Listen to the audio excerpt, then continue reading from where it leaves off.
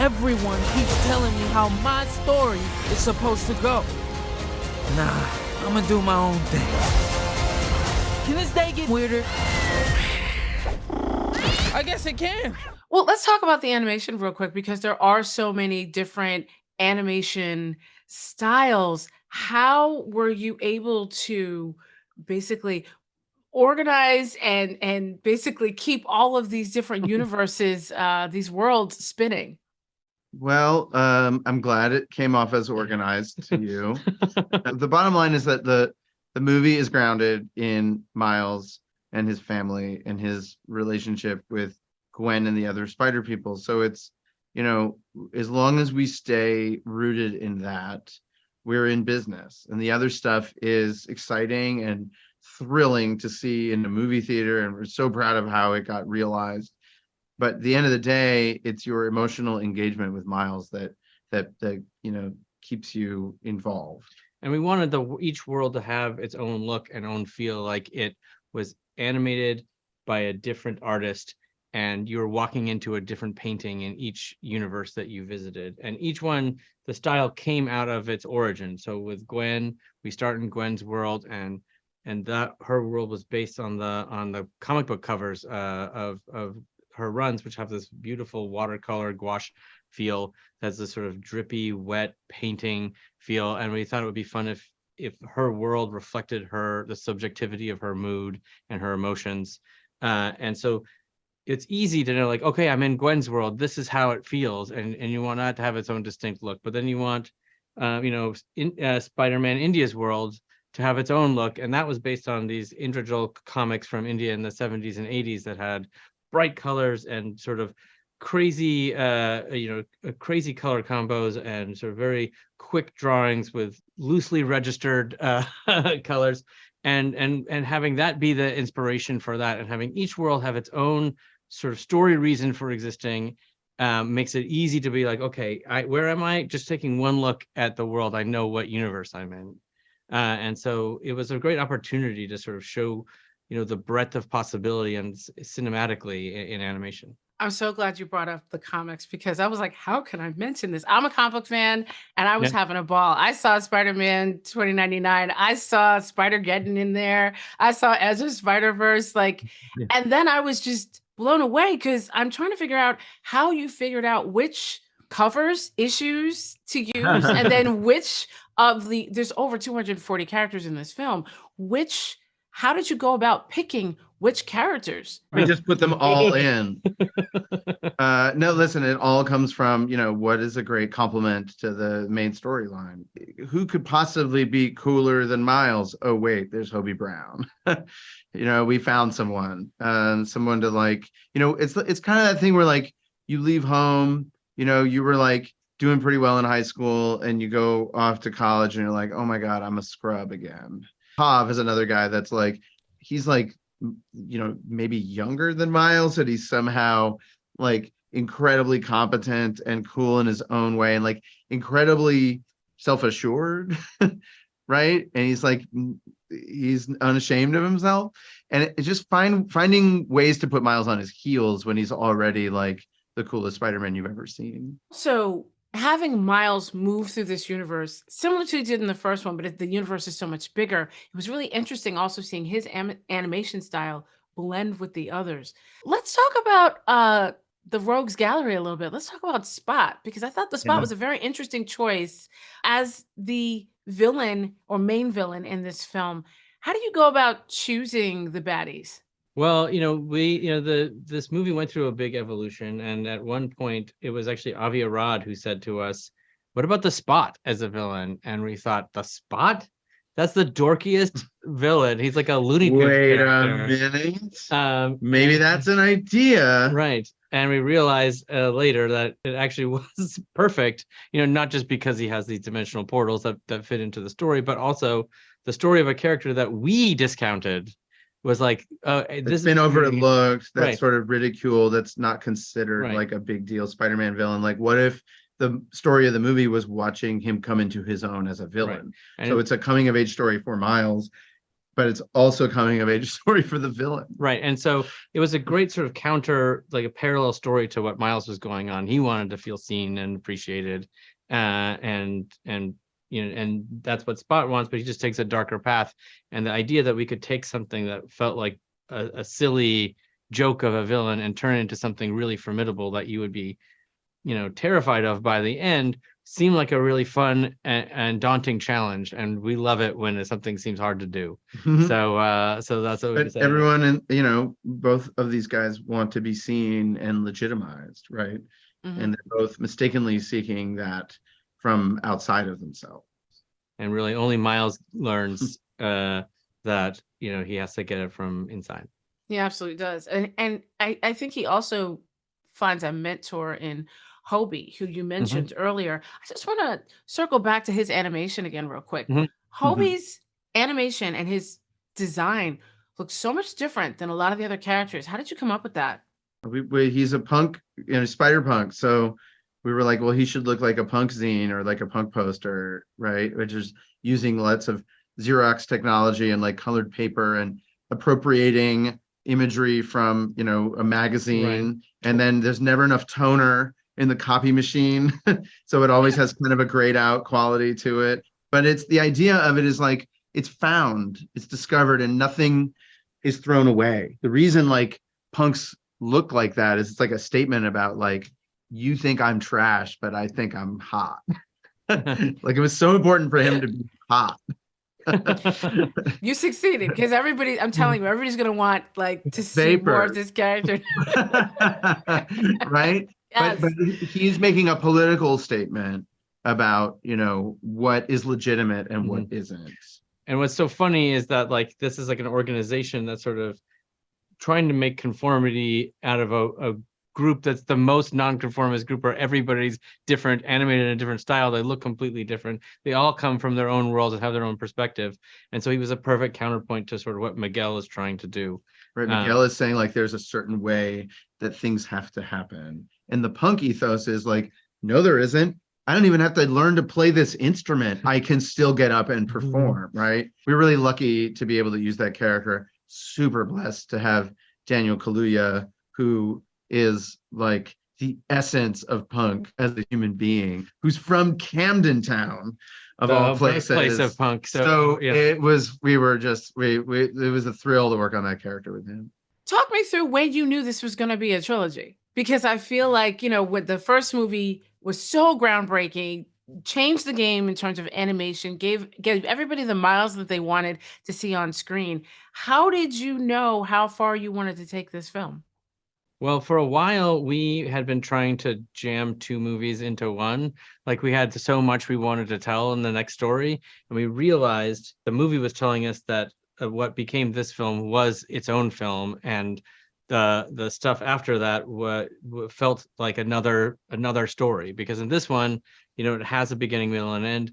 And Miles starts in one place and he ends in another one. Gwen and her relationship with her bandmates and with her father start in one place and end in another. Peter starts in one place and ends in another. Everybody has an arc, and then the plot has some things that are unfinished, and so we realized, this isn't like a mega big gargantuan movie. This is a movie. It's the second movie in a trilogy, and that's when we realized what we had to do, and thankfully everybody went along with it. Everyone is an understatement, because I feel like everybody's in this film. You have so many amazing talents in this movie. Who was your dream voiceover get for Across the Spider-Verse? Where do you start? Like, every time we were in the recording booth with someone, we were just in awe, from Oscar Isaac to Issa Rae, who's like just good at everything and also wonderful. She really is. And she's also like tall. She's like, could you just like be like average at something, please? Well, that's what you feel that way about the whole cast. I mean, even the people who were in the first movie, Haley also is an amazing actor, an incredible singer. She stars in these really like deeply profound indie films and big blockbusters. She can do it all. Everyone in the cast. She's Hawkeye. Yeah, yeah. I mean, everybody in this cast has so much range that you're like, you can work with them as partners and developing the character and developing the voice and thinking about the film. And so you're not just having people come in and just say the lines. You're workshopping a scene, right? Like when Shea Wiggum and Gwen have their scenes together, like that's something that we talked about. Like every few months we would bring them in and we'd redo the scene and add new things, and they brought stuff from their lives into it. Like you're workshopping it. Same thing, you know, Jason Schwartzman, who, like, when we pitched him the character of Spot, he was like, oh, I love the fact that he's full of holes. That's so important to me. And every like session with Jason, we had to like extend, right? Because the first hour is just like talking about everything, Mhm. right? And the poor editors, you know, they had so much material to go Right. through. Yeah, he would just like keep trying and sort of improvising different ideas and versions and variations of takes and go down these roads, and then we'd be like, okay, here's take J, take K, take L, take Z, take Z A. CB. We're like, oh my god.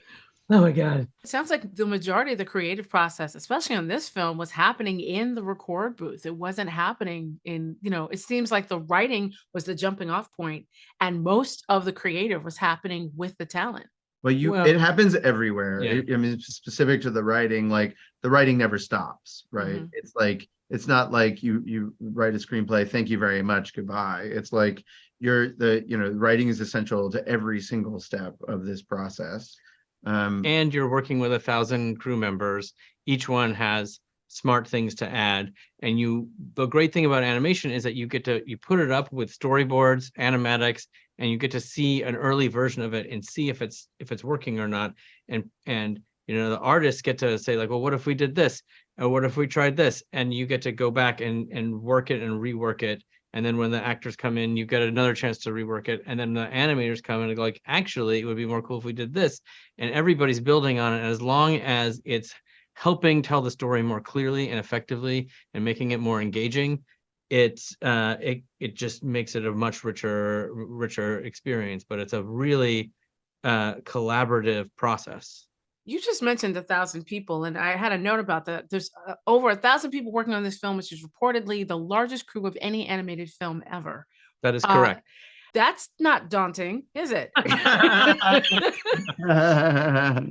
No, it's a big responsibility. And, luckily we had, all of those individuals brought something of themselves to the movie. That's the goal, that we're not like taking the average of everybody's ideas, but rather we're amplifying the individuality of all of the artists. Yeah, I mean, we had such an ambitious film. It takes a lot of people to make it. I mean, we had 3 directors on this film, and each one brought a specialty area that they were like an expert in and one of the best people in the world at.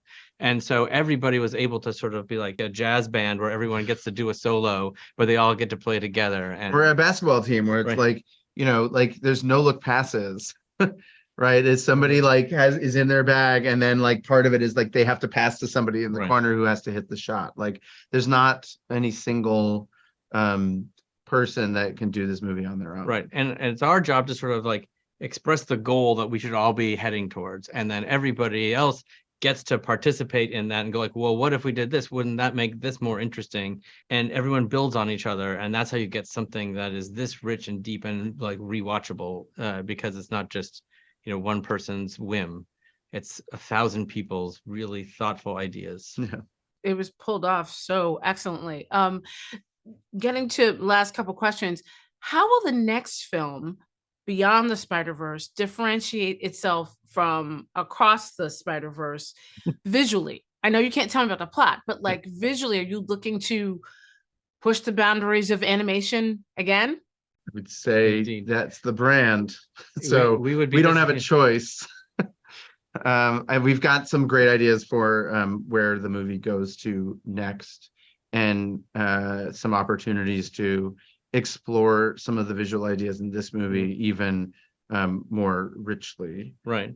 I think, the fun thing about this is that every world you go to is a bespoke world, and each world feels like its own animation style. So we're going to visit a bunch of new places in the third film, and each one is going to have a look that you've never seen before. And the goal of these films is to make you, to surprise and delight, and to make you go, I have never seen anything like this in my entire life. I have to see it again to really fully process what I just saw. And so, that's our goal for the third one as well. Now, you two are also working on the SpiderMan Noir show. Is there anything from this movie that we're gonna is that we're pulling into that show also? Where did 1,000 people also are gonna work on that show? That show's a live action show, so it's a different process, obviously, and it is, it's on hold right now because of the writer's strike, but it was progressing along really well, as is the